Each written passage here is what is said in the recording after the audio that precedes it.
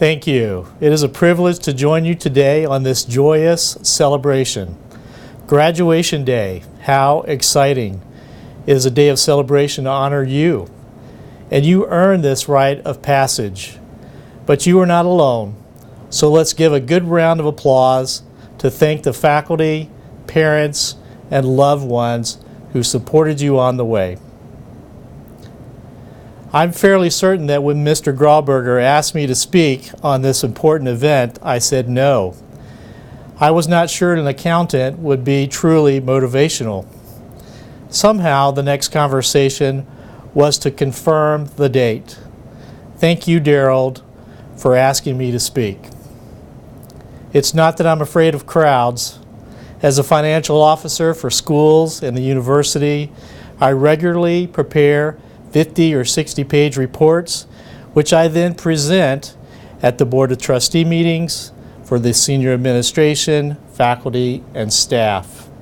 However, I must admit I am a bit lost without my PowerPoint presentation on last quarter's financial statements. That's okay, given the financial news I have presented since the Great Recession of 2008. At least you will not leave angry at me. Bored, maybe, but not angry.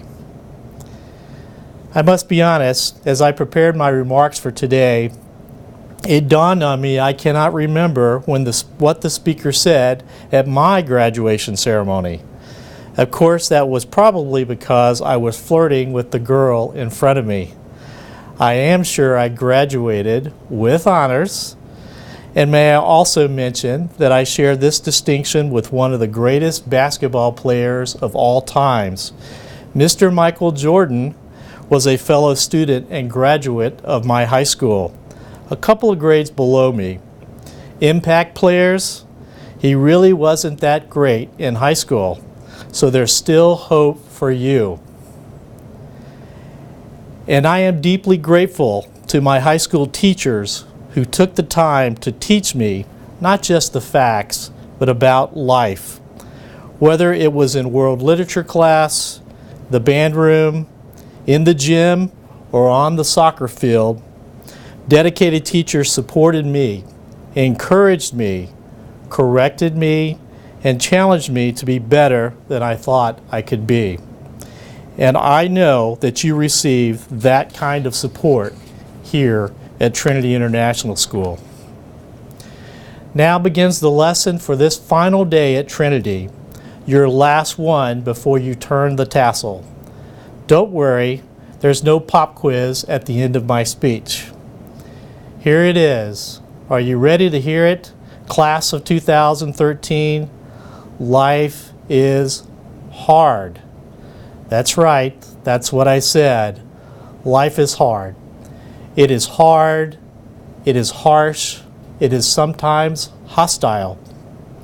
When I was a teenager, my father said to me, "Ken, you know that I love you and I want you to be happy. But son, life is hard. Life will eat your lunch and the brown bag you brought it in. So if you want to survive and be successful, pay attention and understand." I was like, wow, what a bummer, Dad.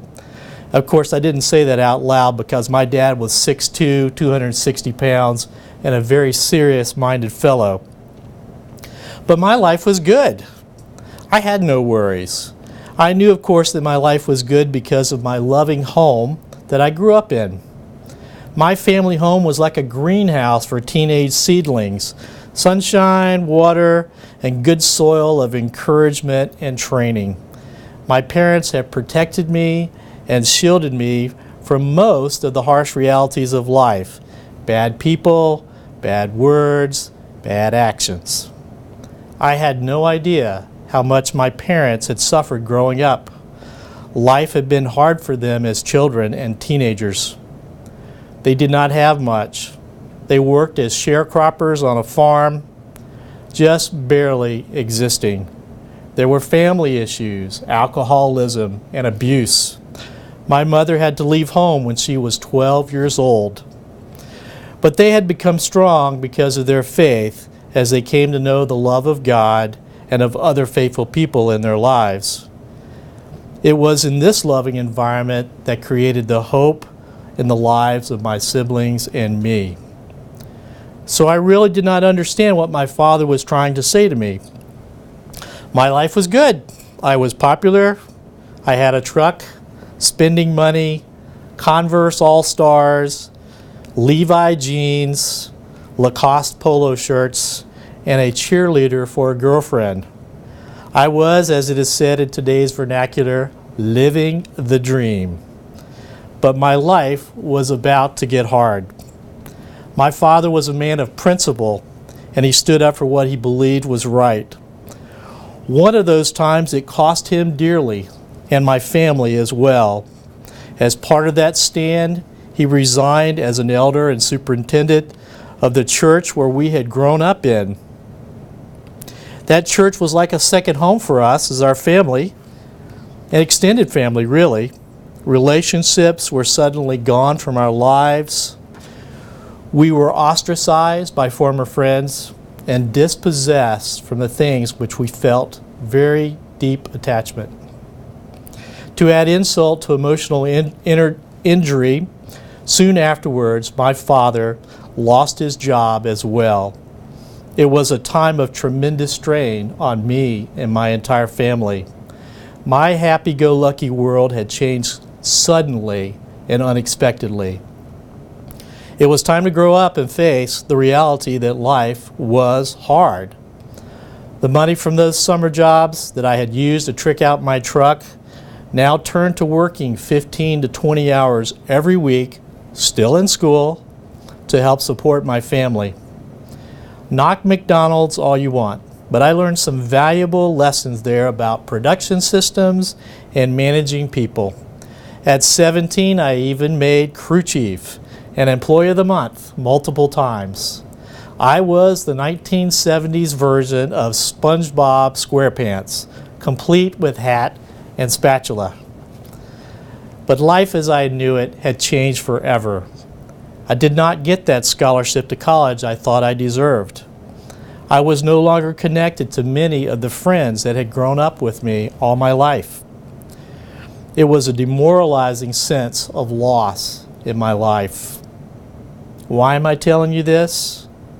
I'm sorry to deliver the news, but the hardships of life have a way of finding us when we least expect it. Today, as we celebrate the completion of your time at Trinity International School, I know that here you have experienced a loving, hopeful environment that is full of faith. But the lives of many of you have already been touched by life's hardships. Perhaps someone you love is terminally ill or lost to you forever in a car accident. Perhaps your family has experienced loss of jobs and hard-earned savings. Perhaps you will develop a disability, be robbed, or suffer betrayal from someone you know and trust. Perhaps your plans for law school will dissipate due to lack of funds. Life is hard. It is a harsh reality of life that you must face as you move from childhood into adulthood. Are you ready? Will you prevail? Maybe you're following the story on the news about the tornadoes striking Oklahoma this past week, destroying property and lives, houses gone, fortunes lost, and loved ones taken away forever. It was uncontrollable weather, killing indiscriminately at a school. How do you survive that and keep going? How? In the midst of that fear and anguish and questions of why, there was also bravery, love for one another, hope in tomorrow, and faith in action. It is that gift in the human spirit, something we inherited from the God who made us, that sustains us and gives us the strength to carry on.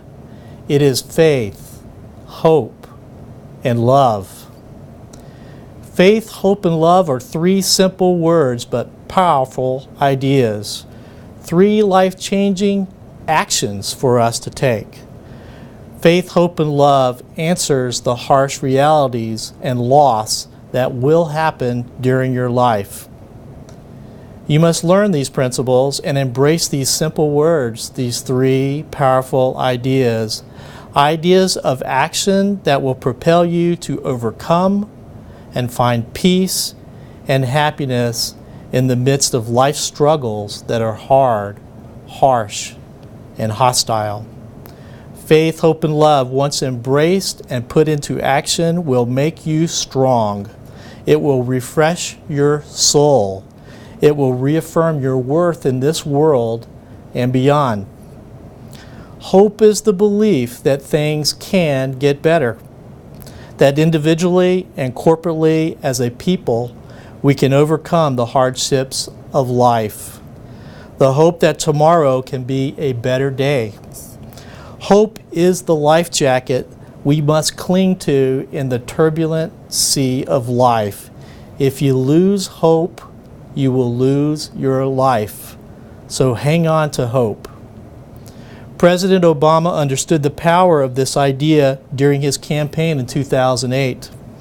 Against the backdrop of financial collapse, jobs lost, and homes foreclosed on due to the greed and abuse of people in a society where too many of us did not respect and live out those values of faith, hope, and love, the Obama campaign harnessed the idea of hope. The belief that tomorrow could be better, that we could find a better way. It was a clarion call to a nation where hope was in short supply, and that hope propelled a people to faith and to vote. Remember this, life is not about things. You do not have to be rich to have hope. Wealth does not equal happiness.